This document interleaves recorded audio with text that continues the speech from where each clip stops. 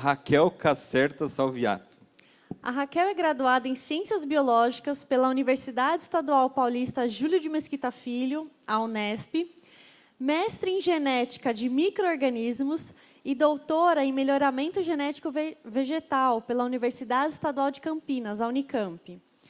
Se tem uma coisa que a Raquel gosta de fazer, é de falar. Ela diz que fala com todo mundo.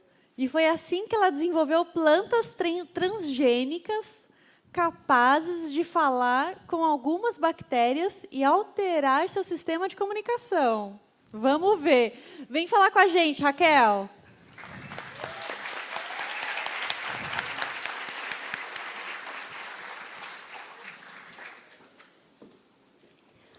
A minha paranormalidade permite saber o que cada um fez aqui hoje.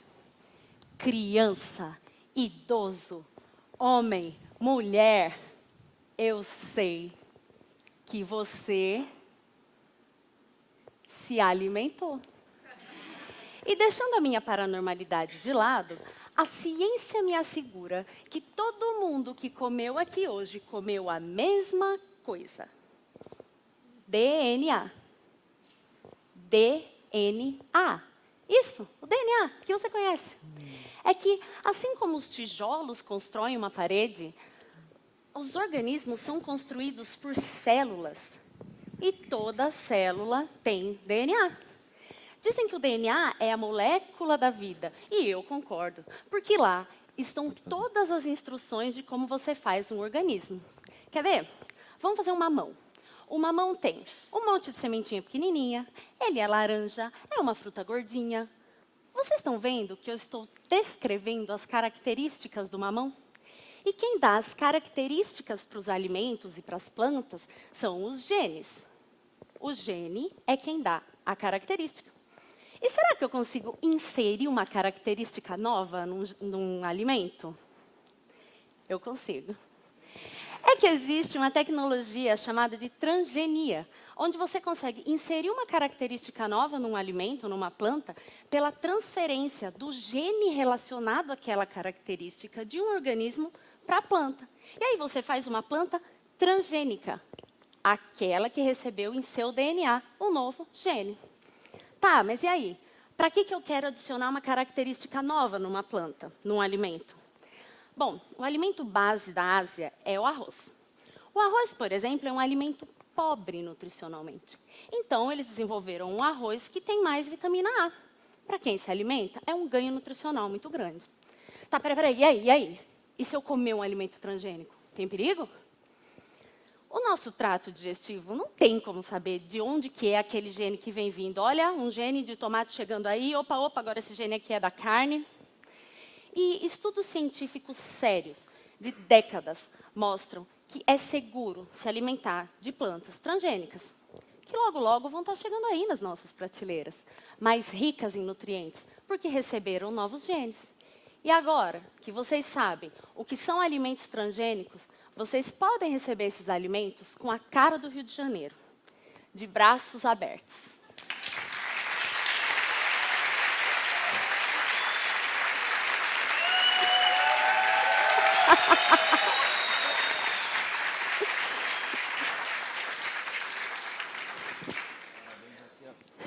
Parabéns, Raquel.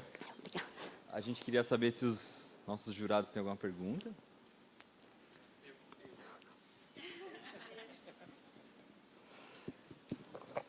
Raquel, parabéns pela sua apresentação. Obrigada. Deixou bastante claro, para quem não sabia o que era transgênico, saber o que é. E é muito importante isso que você falou, que os alimentos transgênicos, contrário daquilo que falam por aí, não são perigosos. Então, não é uma questão, como falaram anteriormente, de crença, é o que a ciência coloca. Muito bem colocado por você. Vamos lá às perguntas. Transgênese é só inserir um gene? Não, você pode também desligar um gene. Existe uma maçã que foi liberada recentemente no hemisfério norte, que ela não preteja. Quando você corta ela, ou quando você machuca ela, ela não preteja. ela é um alimento transgênico que teve o gene responsável por esse processo desligado. Então, ela dura mais tempo no lanchinho, na prateleira do mercado. Então, você não necessariamente insere uma característica, mas você modifica uma característica. Então, geneticamente modificado, correto? Geneticamente modificado. Perfeito, obrigado.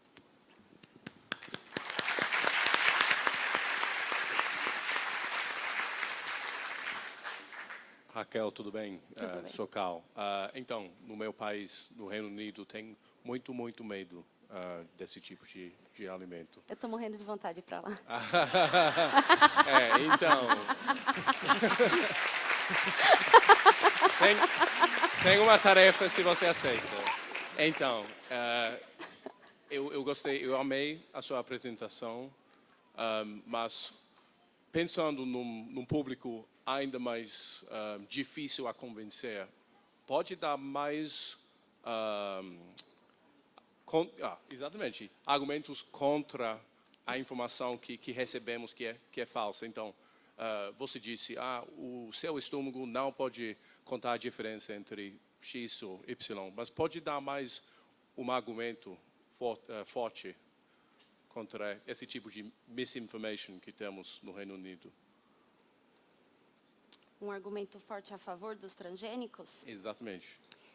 O medo de se consumir um alimento transgênico pode jogar na lata do lixo o desenvolvimento de um alimento tão importante como é esse que eu citei agora, que é o arroz amarelo ou o arroz dourado. Então, uma população pode deixar de ser beneficiada por um alimento que realmente vai trazer um ganho nutricional, que é seguro. Essa população pode deixar de ser beneficiada por um medo que é infundado cientificamente. Existe um outro exemplo, que é o projeto Banana 21 na África. Eles desenvolveram uma banana, que também é um alimento base na África, enriquecida com ferro e ácido fólico. E também a população tem medo de receber e se alimentar desse alimento por medo de transgenia. Então, eu acho que o nosso papel enquanto cientista é chegar para o maior número de pessoas e informar isso. Olha, não tem perigo se você comer, porque você come gene todo dia. Você vai comer ou um a mais ou um desligado. Então, não tem perigo.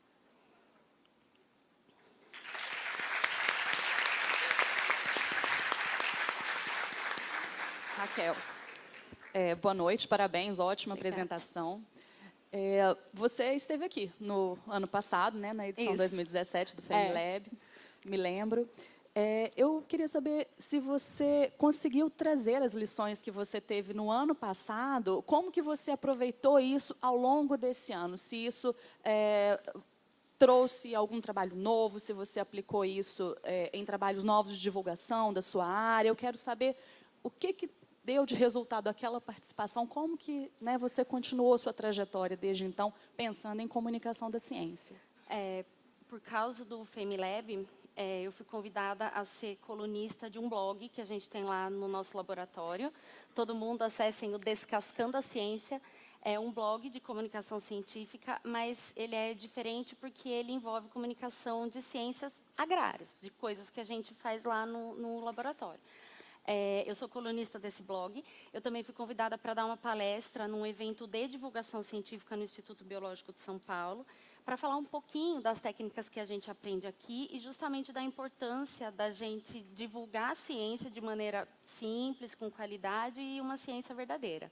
Então, hoje, lá no meu laboratório, na minha região, eu tenho sido chamada para esse tipo de evento para falar um pouco da minha experiência aqui. Continue multiplicando.